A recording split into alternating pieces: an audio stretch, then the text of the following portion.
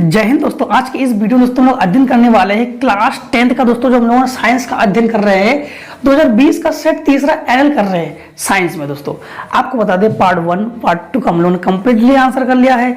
उसका सटीक आंसर से विधिवत हम लोगों ने उसकी तैयारी कर भी लिया है। आज के इस वीडियो में दोस्तों हम लोग पार्ट 3 में पूरा का पूरा बायोलॉजी खत्म करने वाले हैं। आपको तो पता होना चाहिए कि हम लोग पार्ट 1 पार्ट 2 पार्ट 3 में फिजिक्स केमिस्ट्री बायोलॉजी से ही पढ़ रहे हैं। पार्ट 1 में फिजिक्स, 2 में केमिस्ट्री और 3rd में बायोलॉजी पढ़ रहे हैं। ठीक है दोस्तों, आपको एक चीज और बता दें कि हमने बार बार यही कहते हैं कि आंसर डिस्क्रिप्शन है, लेकिन क्या होता है कि कुछ बच्चों को आंसर मिलता ही नहीं है क्योंकि उसको डिस्क्रिप्शन में उन लोग ढूंढ नहीं पाते हैं। आपको बता दें डिस्क्रिप्शन कहाँ पे मिलेगा आपको। सबसे पहले दोस्तों आपको इस प्रकार से एक आइकन दिख रहा होगा ना, देखो वीडियो के नीचे, वीडियो के नीचे जो वीडियो चल रहा है ना इस प्रकार से इसके नीचे देखो एक इस प्रकार से आइकन बना होगा, यहाँ पर क्लिक करो आपको डिस्क्रिप्शन मिलेगा। और जो इस प्रकार से आइकन बना हुआ है इस प्रकार से इसको क्लिक करोगे तो कमेंट सेक्शन मिलेगा। जो कि आपको कुछ भी परेशानी आती है तो यहाँ पर आपको क्लिक करके आपको बताना है कि हमें ये परेशानी है या इसका वीडियो हमें चाहिए। और आपसे एक चीज और कहेंगे कि बोर्ड एग्जाम आपका बहुत नजदीक है। आप लोगों को कल एक चीज और करना है, कमेंट सेक्शन में आपका रोल नंबर जरूर डाल देना है, जिससे कि मुझे भी मोटिवेशन मिलता रहेगा कि मैं जो पढ़ा रहा हूँ, जो हमारे जो स्टूडेंट्स हैं वो कितने परसेंटेज ला रहे हैं, तो हमें भी थोड़ा अच्छा लगेगा। इसलिए कमेंट सेक्शन में अपना रोल नंबर जरूर डाल देना। ठीक, चलिए शुरू करते हैं वीडियो को। दोस्तों वीडियो को आपको बिना स्किप किए ही देखना है, क्योंकि बिना स्किप करने से क्या होता है कि वीडियो पॉज हो जाता है, वीडियो कट जाता है, आपको ठीक से समझ में नहीं आता। इसलिए वीडियो को बिना पॉज करके देखना है। ठीक, परागकोश में होते हैं, तो हमने ये तो बार बार क्वेश्चन पूछा भी जा रहा है। परागकोश में, परागकोश क्या है? पुष्प के ही तो भाग है। पुष्प का कौन सा भाग है? पुरुष भाग है। तो परागकोश में क्या होता है? परागकण। तो क्लियर है, परागकोश में क्या होता है? परागकण। पादपों में जाइलम का मुख्य कार्य है, तो जाइलम क्या करता है? जल को लाने का कार्य करता है। तो जाइलम का कार्य क्या है? जल का संवहन। तो दूसरा आपके पास, पहले आपके पास हो गया। मस्तिष्क उत्तरदायी है, तो जो दोस्तों जो हमारा मस्तिष्क है ना, ये सोचने का कार्य करता है, शरीर संतुलन, हृदय स्पंदन सभी कार्य।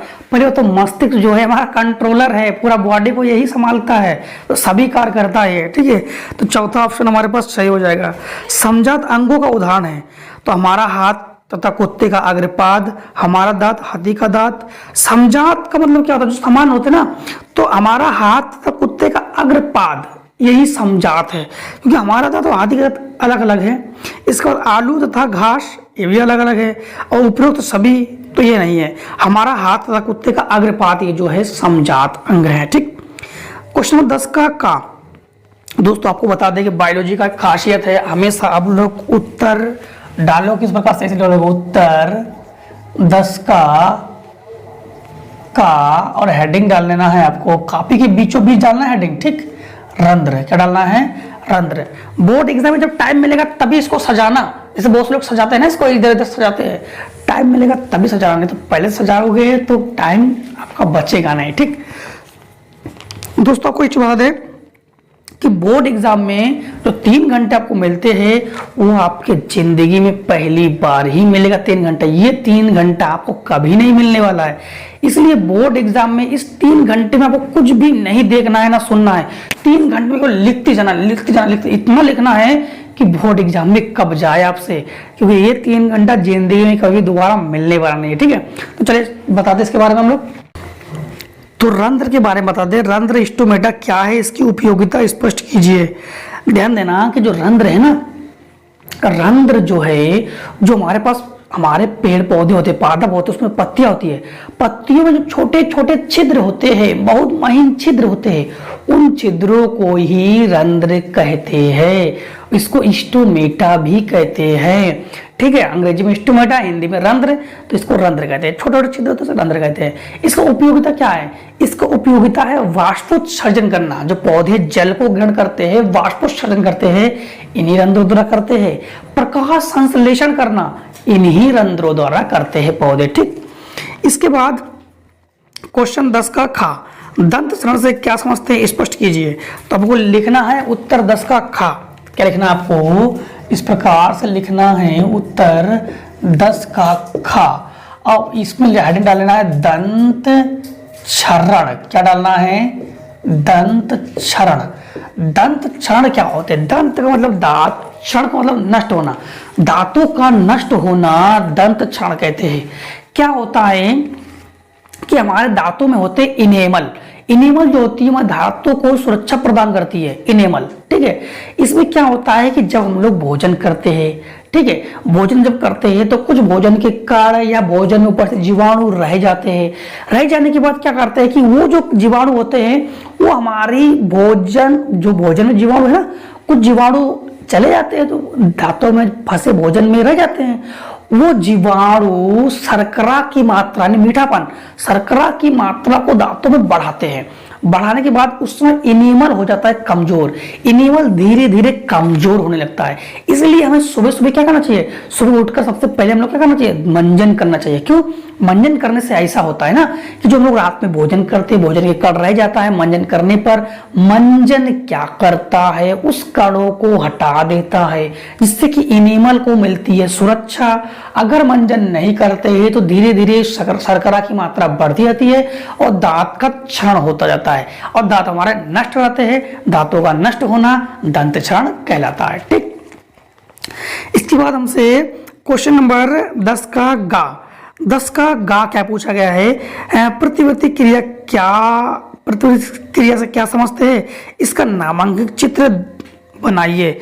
अब ध्यान देना, हमें क्या लिखना है? उत्तर 10 का बोर्ड एग्जाम में लिखना हमें उत्तर 10 का गा, और हेडिंग क्या डालना है? प्रतिवर्ती क्रिया, प्रतिवर्ती क्रिया। अब दोस्तों प्रतिवर्ती क्रिया क्या है?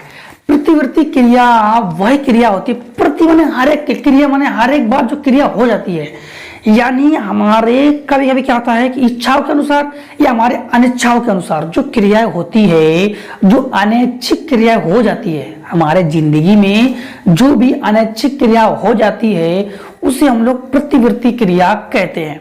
कैसे अनैच्छिक क्रिया? जैसे आपको फॉर एग्जाम्पल बता देते हैं कि जैसा अचानक क्या होता है कि हम लोग यहाँ पर मान लो कि एक टेबल पे गर्म चाय रखी है, अचानक उंगली चाय पड़ने पर तुरंत हम लोग उस उंगली को हटा देंगे। क्यों? हम लोगों को क्या महसूस होगा? उसकी हीट को हमें महसूस होगा। तो हमें ये जो क्रिया है, कौन सी क्रिया है? प्रतिवर्ती क्रिया, जो अचानक हो जाती है। किसी भी उद्दीपन के फलस्वरूप अचानक हो जाने वाली क्रिया को प्रतिवर्ती क्रिया कहते हैं। ये तो परिवेश हो गया। जैसे हमने कहा कि इसको टच करके बताओ ये क्या है, तो टच करते ही हमने बता दिया कि ये हमारा व्हाइट बोर्ड है। क्यों? क्योंकि हमारे मस्तिष्क ने इसको बता दिया ना व्हाइट बोर्ड है। इसका ताप क्या है? तो मस्तिष्क ने कह दिया इसका ताप ठंडा है, ठीक है। इसके अलावा जैसे मान लो कि हमें मिठाई पसंद है, ठीक, मान लो मिठाई पसंद है, तो कहीं मिठाई बन रही है, उसकी खुशबू अगर हम लोग सूंघ ले तो मनी मन मतलब मुंह में क्या जाती है? पानी आ जाता है। तो ये क्या है? उद्दीपन के फलस्वरूप क्रिया हुआ, प्रतिवर्ती क्रिया हो गया, ठीक है। पैर में हम लोग चल रहे हैं, पैर में अचानक कांटा चुभ गया, कांटा चुभते ही हम लोग जान गए कि पैर में क्या चुभा है? कांटा चुभा है। तो जो भी अचानक क्रिया हो जाती है ना, वो प्रतिवर्ती क्रिया कहलाती है, ठीक। तो किसी भी उद्दीपन के फलस्वरूप अचानक हो जाने वाली क्रिया को, अनिच्छिक क्रिया को प्रतिवर्ती क्रिया कहते हैं। इसका जो चित्र पूछा गया, चित्र स्क्रीन पे देख लीजिए, ठीक है। ये हमारा जो चित्र दिख रहा है आपको, ये चित्र है प्रतिवर्ती क्रिया का चित्र, ठीक। इसके बाद क्वेश्चन आगे आपसे ये कहा गया है 11 का, वाष्प उत्सर्जन किसे कहते हैं? इसके महत्व को चित्र की सहायता से स्पष्ट कीजिए। दोस्तों वाष्पोत्सर्जन किसे कहते हैं? सबसे पहले आप लोग हेडिंग डालोगे 11 का क्या डालोगे? उत्तर 11 का डालोगे, ठीक। 11 का काम है, आपको हेडिंग क्या डालना है बोर्ड एग्जाम में? वाष्पोत्सर्जन। क्या हेडिंग डालना है? वाष्पोत्सर्जन। अब वाष्पोत्सर्जन यानी इसको अगर संधि विच्छेद करोगे तो संधि विच्छेद में क्या मिलेगा जानते हो? वाष्प धन उत्सर्जन। वाष्प का मतलब क्या होता है? जल का गैस में बदलना, ठीक है। उत्सर्जन का मतलब उड़ना, जल का गैस बनकर उड़ जाना वाष्पोत्सर्जन कहते हैं। यानी जाइलम क्या करता है? जाइलम ये जो पौधे हैं ना, जैसे मान लो कि ये हमारा एक कोई पौधा है, ठीक, और ये हमारे पास पौधा है, ठीक है। अब यहां से जाइलम ने क्या, ये तो मूल जड़ है, मूल जड़ जो है वो हमारे बहुत दूर से पानी को लाने का कार्य करता है। जाइलम ने पौधों के विभिन्न भागों में क्या किया कि जल को पहुंचा दिया। अब पौधे क्या करते हैं कि जल के अपने पत्तियों, हमने अभी रंध्र पढ़ाया था, और रंध्रों द्वारा पौधे जो क्या करते हैं जल को बाहर निकाल देते हैं। तो पौधों द्वारा जल का बाहर निकालना ये क्या कहलाता है, वाष्पोत्सर्जन कहलाता है। क्या कहलाता है, वाष्पोत्सर्जन। तो पौधों के बाहरी भागों से जल का वाष्प बनकर बाहर निकल जाना वाष्पोत्सर्जन कहलाता है। ठीक, इसके बाद इन्होंने कहा इसके महत्व को चित्र की सहायता से स्पष्ट कीजिए। तो इसके बाद आपको हेडिंग क्या डालना है, इसके बाद आपको हेडिंग डालना है वाष्पोत्सर्जन का महत्व। क्या डालोगे हेडिंग, वाष्पोत्सर्जन के महत्व, ये आपको हेडिंग डालना है। तो इसको लोग चित्रीय शब्द कैसे समझेंगे, देखो जैसे मान लो कि पहले ले लो एक आप लोग गमला, ठीक, एक क्या लो चित्र इधर बना देते हैं, चित्र को इधर बनाते हैं। पहले आपको क्या लेना है, एक गमला लेना है। इस प्रकार से हम लोगों को एक लेना है गमला, और इस गमले में हम लोग लेंगे एक कोई पौधा, वह उस प्रकार से पौधा लेंगे कि जिसमें पत्तियां जो है बहुत अधिक हो, जिसमें पत्तियां जो है वो बहुत अधिक हो। ठीक है, हम लोग किस प्रकार से गमला लेंगे, जिसमें पत्तियां बहुत अधिक हो। ठीक, क्या समझाने के लिए बना दे रहा है आपको। बाद में अगर आपके पास कुछ टेढ़ा मेढ़ा बन रहा है तो उतना ड्राइंग हमारा सही नहीं है, थोड़ा एडजस्ट कर लेना। ठीक, अब लोग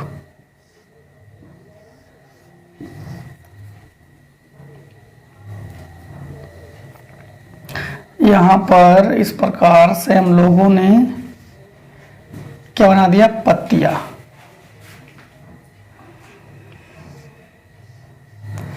यानी फिर से एक बार समझ लो, वाष्पोत्सर्जन के महत्व में हम लोग क्या करते हैं, एक कोई गमला लेते हैं। ठीक, अब गमले में हम लोग एक पौधा लेते हैं, इस प्रकार का पौधा लेंगे कि उसमें जो कि पत्तियां बहुत हो, क्या हो, पत्तियों वाला। कि वाष्पोत्सर्जन का अगर महत्व को समझना है हमें तो बिना पत्ती के नहीं समझ पाएंगे ना हम लोग।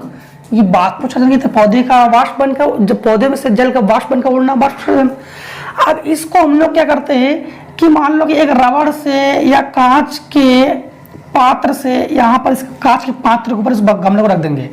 पहले हम लोग क्या करेंगे कि इसमें पानी, इसको तो मिट्टी डाल देंगे, इसमें मिट्टी डालने के बाद इसको पानी से सिंचाई कर देंगे। इसका पानी से सिंचाई करने के बाद एक हम लोग जार, यानी कांच की जो जार होती है, ठीक है, कांच की जार से इसको उसके अंदर बंद कर देंगे।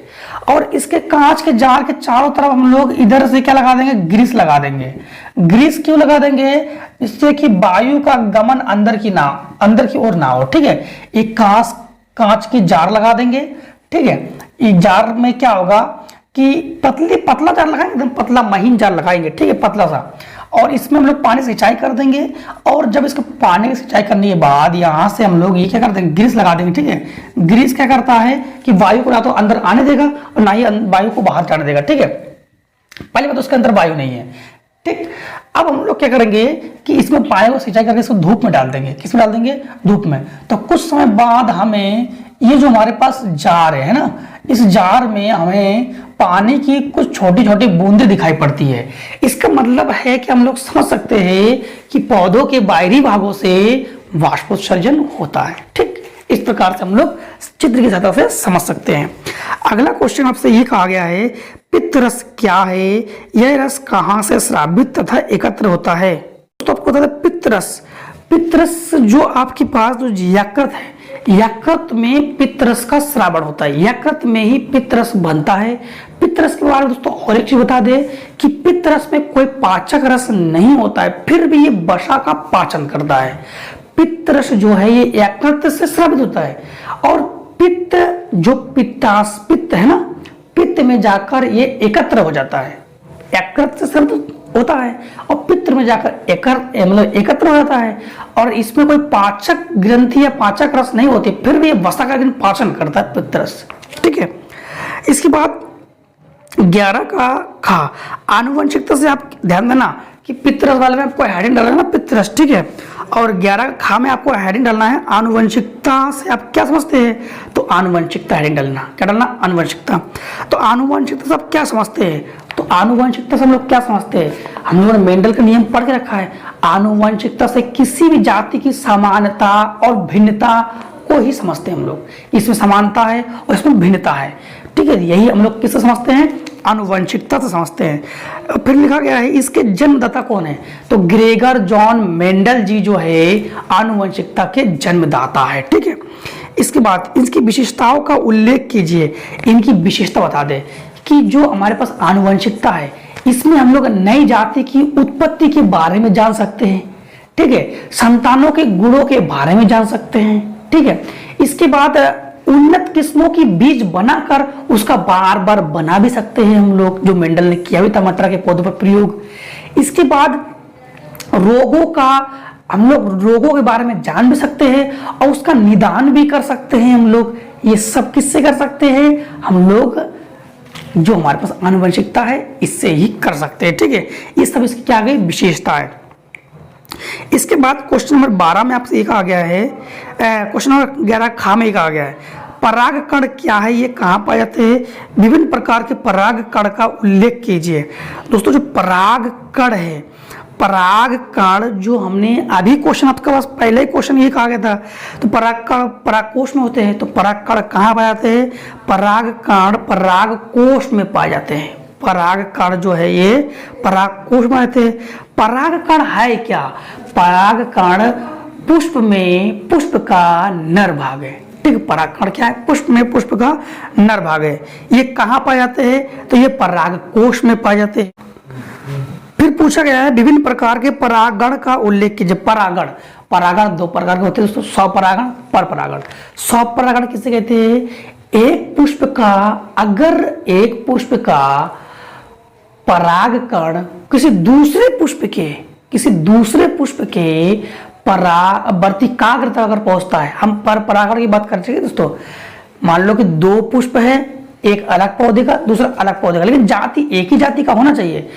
एक पुष्प का परागकण दूसरे पुष्प के वर्तिकाग्र तक पहुंचने की क्रिया को परपरागण कहते हैं। यदि उसी पुष्प के परागकण उसी पुष्प के वर्तिकाग्र तक पहुंचने की क्रिया को स्वपरागण कहते हैं। ठीक है, इसके बाद दोस्तों क्वेश्चन नंबर से 12 ये कहा गया है। अगला क्वेश्चन दोस्तों ये पूछा गया, प्राकृतिक संसाधन से आप क्या समझते हैं, मानव समाज को होने वाले इसके लाभ का संक्षिप्त उदाहरण सहित वर्णन कीजिए। प्राकृतिक संसाधन दोस्तों किसे कहते हैं, जो हम लोग वह साधन जो प्राकृतिक से प्राप्त करते हैं प्राकृतिक संसाधन कहते हैं। वह साधन जो प्राकृतिक से प्राप्त करते हैं प्राकृतिक संसाधन कहते हैं। जैसे कोयला, पेट्रोल, फिर इसके बाद डीजल, जल, ये सूर्य ऊर्जा, ये सब हम लोग किससे प्राप्त करते हैं, पवन ऊर्जा, सब तो हम लोग किससे प्राप्त करते हैं, हम लोग प्राकृतिक से प्राप्त करते हैं। जो प्राकृतिक से प्राप्त करते हैं उसे हम लोग क्या कहते हैं, प्राकृतिक संसाधन। ठीक, इसके बाद इसके समाज को होने वाले इसके लाभ का संक्षिप्त उदाहरण सहित वर्णन कीजिए। तो जैसे हम लोग कोयला का प्रयोग, हम लोग कोयला को हम लोग कहाँ से प्राप्त करते हैं, पृथ्वी के नीचे से प्राप्त करते हैं। इसका उपयोग हम लोग किस में करते हैं, जैसे हमारा ईंट भट्टा होता है, ईंट भट्टे में ईंट को जलाने में हम लोग कोयला का उपयोग करते हैं। पुराने समय में, आज से बहुत पहले के समय में जो रेलगाड़ियां होते थे, उस रेलगाड़ियों को कोयले के द्वारा हम लोग चलाया करते थे। इसके बाद जो पेट्रोल है, पेट्रोल हम लोग प्रयोग तो देख ही रहे हो, हम लोग स्कूटर वगैरह, अपना बाइक वगैरह इसमें चलाते हैं हम लोग। डीजल का प्रयोग जैसे बस, ट्रैक्टर वगैरह, इंजन वगैरह, इसको चलाने में डीजल का प्रयोग करते हैं। ठीक है, और इसके बाद आपके पास जो हवा है, हवा से हम लोग पवन ऊर्जा प्राप्त करते हैं और सूर्य से सौर ऊर्जा प्राप्त करते हैं। ये सब हम लोग किससे प्राप्त करते हैं, प्राकृतिक संसाधन से। ठीक है, इसके बाद आपके पास इसका अथवा दिया गया है, किन्हीं दो पर टिप्पणी लिखी है। तो मानव हृदय का नामांकित चित्र, सबसे पहले दोस्तों मानव हृदय का ये चित्र देख लीजिए दोस्तों। आंतरिक चित्र दिया गया है, आपके बुकों में भी आंतरिक चित्र है और बोर्ड एग्जाम में भी आंतरिक चित्र ही बनाना है। ठीक है, इसके बाद ऊर्जा के पारंपरिक स्रोत। आप ध्यान देना, ऊर्जा के पारंपरिक स्रोत क्या है? ऊर्जा के पारंपरिक स्रोत होता है वह स्रोत जो बहुत लंबे समय से मिलकर बना है, जैसे कोयला, पेट्रोल, वायु, फिर ये सब जो है जल, बहुत लंबे समय से मिलकर जो हम लोगों के पास ऊर्जा प्राप्त होती है, यानी बहुत लंबे समय तक जो ऊर्जा हमें प्राप्त होती है उसे ऊर्जा के परंपरागत स्रोत कहते हैं। हालांकि दोस्तों ऊर्जा के परंपरागत स्रोत और गैर परंपरागत स्रोत के बारे में हमने पढ़ा के भी रखा है, आपको पढ़ भी लिया होगा, आपने नहीं पढ़ा होगा तो जो डिस्क्रिप्शन हमने बताया था, डिस्क्रिप्शन में कोयला के बारे में, पेट्रोल के बारे में, ऊर्जा परंपरागत गैर परंपरागत उसके स्रोत के बारे में डिस्क्रिप्शन डाल दिया है, वहां से आप लोग देख सकते हो। ठीक है, तो जो पृथ्वी पर बहुत लंबे समय तक जो ऊर्जा में प्राप्त होती है यानी प्राप्त होती रहेगी उसे हम लोग ऊर्जा के परंपरागत स्रोत कहते हैं। ठीक है, जैसे कोयला, पेट्रोल, फिर वायु, ये सब। ठीक है, इसके बाद खाद्य श्रृंखला। खाद्य श्रृंखला किसे कहते हैं? खाद्य श्रृंखला वह श्रृंखला है जिसमें, जिसे आपको बता दें कि इसका हमने कई बार पढ़ा के भी रखा है, इसको भी पढ़ा दिया हमने। खाद्य श्रृंखला, श्रृंखला मतलब क्या होता है? एक चेन होता है। जैसे आपको बता दें कि हमने आपको पढ़ाया भी था, टिड्डा, टिड्डा को खाने वाले कौन है? मेढक, मेढक को खाने वाले कौन है? सांप, सांप को खाने वाले कौन है? बाज। ये क्या है? एक खाद्य श्रृंखला है। ये क्या है? खाद्य श्रृंखला है। ठीक है, इसी प्रकार आपको बता दें कि खाद्य श्रृंखला क्या होती है? खाद्य श्रृंखला वह श्रृंखला है जिसमें भोजन एक दूसरे से जो जुड़े हुए हैं, यानी जिसमें खाद्य पदार्थ एक दूसरे से जुड़े हैं। जैसे सबसे पहले स्वपोषी होता है, स्वपोषी जैसे पेड़ पौधे जो अपना भोजन सूर्य के प्रकाश से यानी स्वयं बनाते हैं। इसके बाद आता है विषम पोषी। विषम पोषी आपके पास कौन कौन होते हैं? एक शाकाहारी, मांसाहारी और सर्वाहारी। शाकाहारी में कौन आता है? जो केवल स्वपोषी को खाता है, और इसके बाद जो स्वपोषी को खाते हैं वो शाकाहारी, जो शाकाहारी को खाते हैं वो मांसाहारी, और जो मांसाहारी को खा लेते हैं और शाकाहारी को खा लेते हैं वो होता है सर्वाहारी। ये होता है आपके पास खाद्य श्रृंखला। ठीक है, बाद में क्वेश्चन नंबर 12 जो है, जो मानव समाज में होने वाले लाभ, इसका भी डिस्क्रिप्शन में डाल दिया है, यहां से आप लोग देखकर अध्ययन कर सकते हो। आज के दोस्तों हम लोगों ने वीडियो में बायोलॉजी को पूरा खत्म कर लिया है। अब दोस्तों मिलते हैं नेक्स्ट सेट में, सेट 4 में मिलेंगे। तब तक जय हिंद, जय भारत। स्क्रीनशॉट लीजिए।